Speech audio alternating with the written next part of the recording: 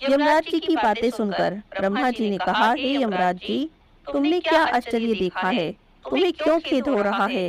भगवान गोविंद को जो एक बार भी प्रणाम कर लेता है, वह 100 अश्वमेध यज्ञ के अवभृत स्नान के समान होता है। यज्ञ करने वाला तो पुनः इस संसार में जन्म लेता है, किंतु भगवान को किया हुआ प्रणाम पुनर्जन्म का हेतु नहीं होता और मोक्ष प्राप्त करा देता है। जिसकी जिह्वा के अग्रभाग पर हरि ये 2 अक्षर विद्यमान हैं, उसको कुरुक्षेत्र तीर्थ के सेवन और सरस्वती नदी के दी भगवान विष्णु को बहुत प्रिय है। जिसके धर्म को श्रवण करने मात्र से मनुष्य सब पापों से मुक्त हो जाते हैं। उसके अनुष्ठान में तत्पर रहने वाला मनुष्य यदि मुक्ति को प्राप्त हो तो उसके लिए क्या कहना है। वैशाख के महीने में भगवान पुरुषोत्तम के नाम और यश का गान किया जाता है, जिससे भगवान बहुत ही प्रसन्न होते हैं। पुरुषोत्तम श्री हरि संपूर्ण जगत के स्वामी हैं और हमारे जनक हैं। यह राजा कीर्तिमान वैशाख के महीने में उन्हीं भगवान के प्रिय धर्मों का अनुष्ठान करता है, जिससे प्रसन्नचित होकर भगवान विष्णु सदा उसकी सहायता करते हैं। भगवान वासुदेव के भक्तों का कभी भी अमंगल नहीं होता। उन्हें जन्म, मृत्यु, जरा और व्याधि का भय प्राप्त नहीं होता। कार्य में नियुक्त हुआ पुरुष यदि अपनी पूरी शक्ति लगाकर स्वामी के कार्य साधन की चेष्टा करता है, तो उतने से ही वह कृतार्थ हो जाता है। यदि शक्ति से बाहर का कार्य है, जिसने उस प्रयोजन को स्वामी से निवेदित कर दिया, उसके ऊपर ना तो कोई ऋण है और ना ही कोई पातक ही लगता है। अपने कर्तव्य पालन के लिए पूरा यत्न कर लेने पर प्राणी का कोई अपराध नहीं रहता। यह कार्य तुम्हारे लिए असंभव है, अतः इसके विषय में तुम्हें शोक नहीं करना चाहिए। ब्रह्मा जी के ऐसा कहने पर यमराज जी ने 3 वाणी में कहा, हे तात, मैंने आपके चरणों की सेवा से सब कुछ पा लिया।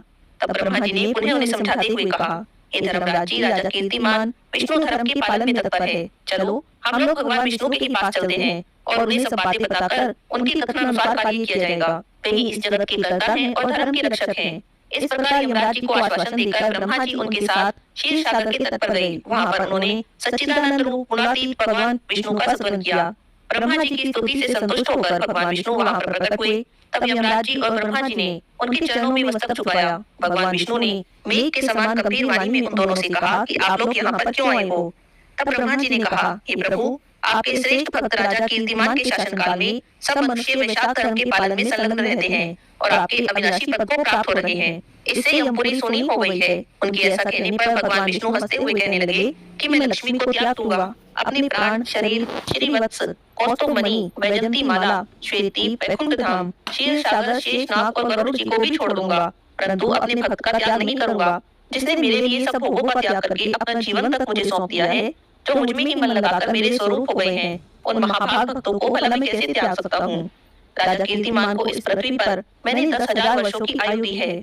उसमें से 8,000 वर्ष बीत गए। शेष आयु और बीत जाने पर उसे मेरा सायुज्य प्राप्त होगा। उसके बाद पृथ्वी पर ये नाम का दुष्ट आत्मा राजा होगा, जो संपूर्ण वेदोक्त महाधर्मों का लोप कर देगा। उस समय वैशाख मास के धर्म भी छिन्न भिन्न हो जाएंगे।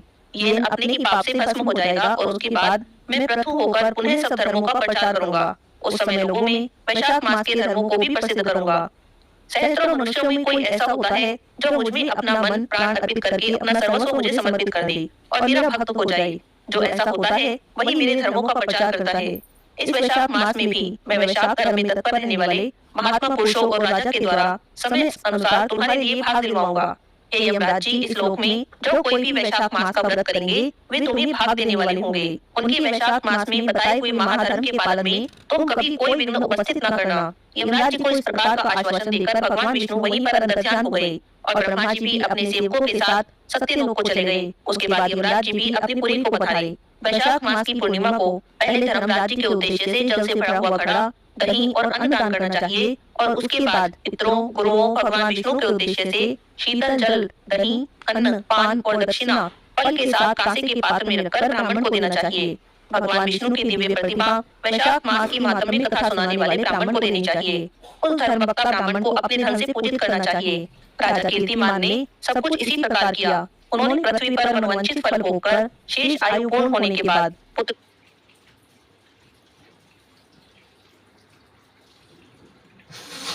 देवी की बातें सुनकर मिथिलापति ने कहा, हे महामते, दुरात्मा राजा येन प्रथम मनवंतर में हुआ था और ये राजा इक्ष्वाकु कुलभूषण कीर्तिमान व्यवस्थित मनवंतर के व्यक्ति हैं। यह बात पहले मैंने आपके मुख से सुन रखी है। परंतु इस समय आपने कुछ और ही बात कही कि यह राजा जब वैकुंठवासी हो जाएंगे उसके बाद राजा येन उत्पन्न होंगे। मेरे इस संशय को आप दूर करें। तब फिर रुद्रदेव जी ने कहा, हे राजन, पुराणों में जो विषमता प्रतीत होती है वह युगभेद और कल्पभेद की व्यवस्था के अनुसार होती है। इसीलिए कहीं किसी कथा में समय की विपरीतता देखकर उसके अप्रामाणिक होने की आशंका नहीं करनी चाहिए। हे राजन, मेष राशि में सूर्य की स्थित रहने पर जो वैशाख मास में प्रातःकाल स्नान करता है और भगवान विष्णु की पूजा करके इस कथा को सुनता है, वह सभी पापों से मुक्त हो जाता है और विष्णु जी के परम धाम को प्राप्त करता है। इस विषय में एक प्राचीन इतिहास भी है जो सब पापों का नाशक, पवित्र कारक, धर्मानुकूल, वंदनीय और पुरातन है। मैं आपसे कहता हूँ, आप ध्यान से सुनो। गोदावरी नदी के तट पर शुभ ब्रह्मेश्वर तीर्थ में महर्षि दुर्वासा के 2 शिष्य रहते थे, जो परमहंस ब्रह्मनिष्ठ उपनिषद विद्या में परिनिष्ठ थे, इच्छाओं से रहित थे। वे भिक्षा मात्र भोजन करते थे और पुण्य में जीवन बिताते हुए गुफा में निवास करते थे। उनमें से एक का नाम था सत्यनिष्ठ और दूसरे का नाम था तपोनिष्ठ। वे इन्हीं नामों से तीनों लोकों में विख्यात थे। सत्यनिष्ठ सदा ही भगवान विष्णु की कथा में तत्पर रहते थे। जब कोई श्रोता या वक्ता नहीं होता तब वे अपना नित्य कर्म किया करते थे। यदि कोई श्रोता यानी सुनने वाला होता तो वे उसे निरंतर भगवत कथा सुनाते, और यदि कोई कथावाचक भगवान विष्णु की कल्याणमय पवित्र कथा कहता तो वे अपने सब कार्य छोड़कर उसी क्षण कथा को सुनने लगते। वे अत्यंत दूर के तीर्थों देव मंदिरों को छोड़कर और कथा विरोधी कर्मों का परित्याग करके भगवान की दिव्य कथा सुनते थे और श्रोताओं को भी सुनाते थे। कथा समाप्त होने पर सत्यनिष्ठ अपने और कार्य करते थे। कथा सुनने वाले पुरुष को जन्म मृत्यु में संसार बंधन की प्राप्ति नहीं होती, उसके अंतःकरण की शुद्धि होती है। भगवान विष्णु में जो अनुराग की कमी रहती है वह भी दूर हो जाती है और उनके प्रति गाढ़ अनुराग होता है। साथ ही साधु पुरुषों के प्रति सौहार्द बढ़ता है। रजोगुण रहित गुणातीत परमात्मा शीघ्र ही हृदय में स्थित हो जाते हैं। श्रवण से ज्ञान पाकर मनुष्य भगवत चिंतन में समर्थ होता है। श्रवण, ध्यान और मनन यह वेदों में अनेक प्रकार से बताया गया है। जहाँ भगवान विष्णु की कथा न होती हो, जहाँ साधु पुरुष न रहते हो, वह स्थान साक्षात गंगा तट ही क्यों न हो उसे त्याग देना चाहिए। जिस स्थान पर तुलसी न हो, भगवान विष्णु का मंदिर न हो, ऐसा स्थान निवास करने योग्य नहीं होता। यह निश्चय करके मुनिवर सत्यनिष्ठ सदा ही भगवान विष्णु की कथा और चिंतन में संलग्न रहते थे।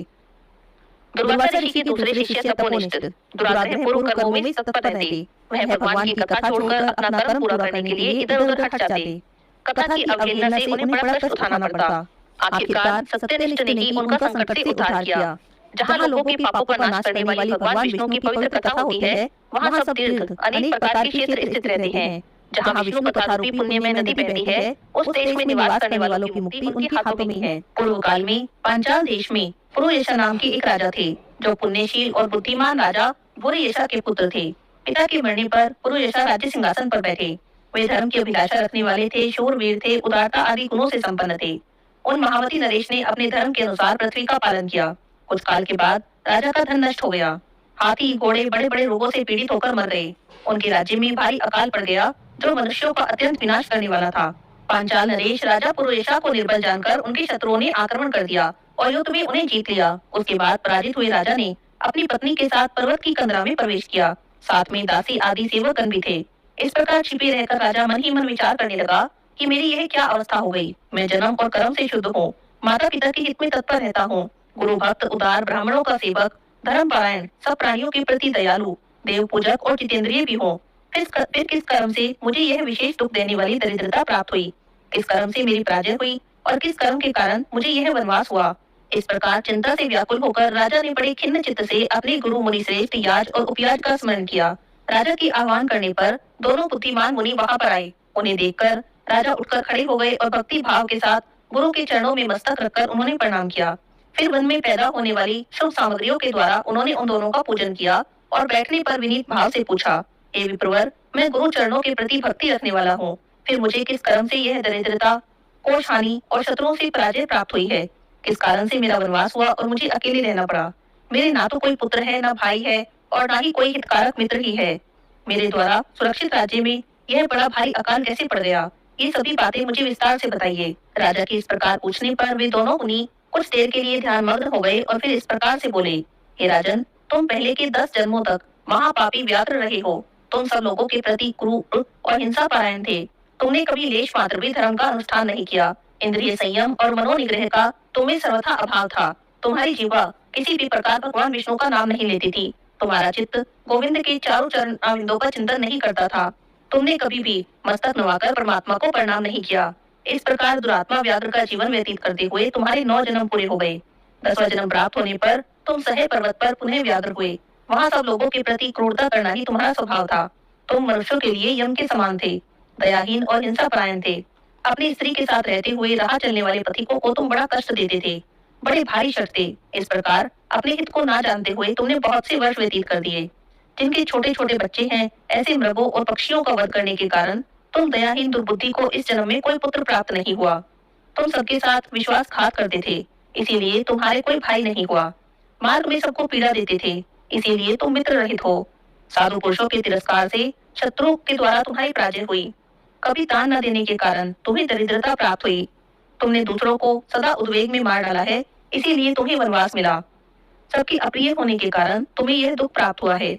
तुम्हारे क्रूर कर्मों के फल से ही इस जन्म में मिला हुआ राज्य भी छिन गया।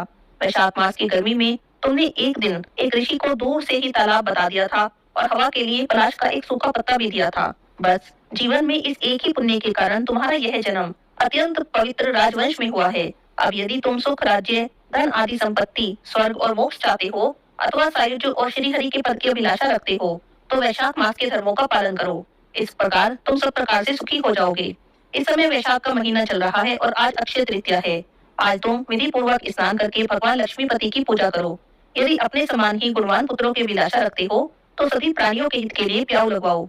इस पवित्र वैशाख के महीने में भगवान मधुसूदन की प्रसन्नता के लिए यदि तुम निष्काम भाव से धर्मों का अनुष्ठान करोगे तो अंतःकरण शुद्ध होने पर तुम्हें भगवान विष्णु का दर्शन होगा। और इतना कहकर राजा की अनुमति लेकर दोनों ब्राह्मण पुरोहित याज और उपयाज जिस प्रकार आए थे वैसे ही चले गए। उनसे उपदेश पाकर राजा पुरुषा ने वैशाख मास के संपूर्ण धर्मों का पालन किया, भगवान मधुसूदन की आराधना की। इससे उनका प्रभाव बढ़ गया और बंधु बांधव उनसे आके मिल गए। उसके बाद मरने से बची हुई सेना को साथ लेकर बंधुओं सहित पांचाल नगरी के समीप आए। उस समय पांचाल राजा के साथ राजा का पुनः संग्राम हुआ। महारथी राजा पुरुषा ने अकेले ही समस्त महाबाहु राजाओं पर विजय प्राप्त कर ली और विरोधी राजाओं को भगा दिया। भागे हुए राजाओं के कोष 10 करोड़ घोड़े, 3 करोड़ हाथी, 1 अरब रथ, 10,000 ऊंट और 3 लाख खच्चरों को अपने अधिकार में करके वह अपनी पुरी में पहुंचे। वैशाख धर्म के महात्म्य से सब राजा भगन मनोरथ हो पुरुषा को कर देने वाले हो गए और पांचाल देश में अनुपम सुकाल आ गया। भगवान विष्णु की प्रसन्नता से इस वसुंधरा पर उनका एक छत्र राज्य हुआ। गुरुता, उदारता आदि गुणों से युक्त उनके 5 पुत्र हुए जो दृष्ट कीर्ति, दृष्ट केतु, दृष्ट द्युम्न, विजय और चित्रकेतु के नाम से प्रसिद्ध थे। धर्म पूर्वक प्रतिपालित होकर समस्त प्रजा राजा के प्रति अनुरक्त हो गई। इससे उसी क्षण उन्हें वैशाख मास के प्रभाव का निश्चय हो गया। तब से पांचाल राज भगवान विष्णु की प्रसन्नता के लिए वैशाख मास के धर्मों का निष्काम भाव से पालन करने लगे। उनके इस धर्म से संतुष्ट होकर भगवान विष्णु ने अक्षय तृतीया के दिन उन्हें प्रत्यक्ष दर्शन दिए। आगे की कथा हम कल के अध्याय में सुनेंगे। आज के अध्याय की कथा यहीं पर समाप्त होती है।